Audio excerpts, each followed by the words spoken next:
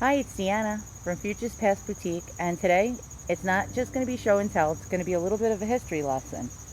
So what I have here is a novelty doll pincushion. And ladies, in the Victorian era, actually in every era, but this specifically, the Victorian to early 20th century, used to have little pincushions. And when they were sewing, they would take their needles and their dress pins and place them in a little pincushion, and so like they could place them down without losing them. And this doll is a German China head doll. She has blonde hair. Generally, blonde haired dolls are not as common. They made more brunettes because brunettes, of course, outnumber blondes. And there's ostrich, pink dyed ostrich feathers, little embroidered flowers, laces. It's like almost like something that looks like a birthday cake. And it's quite nifty, quite neat. She has her original little hat that they placed on her head for design and function. You can even stick like a pin in there as well. And as you can see, she's sweet, very sweet.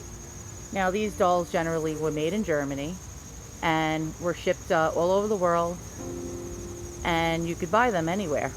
Toy stores, novelty shops, and this is a novelty. So it wasn't a play doll, it was for a lady to use. And my guess is probably 1920s, maybe a little earlier. Now, the history part. So on the bottom, you could see in faded letters in print, Japan. So my guess is this was probably made around World War I. And back then, in America especially, the sentiment was they would no longer buy anything German because we were at war with them.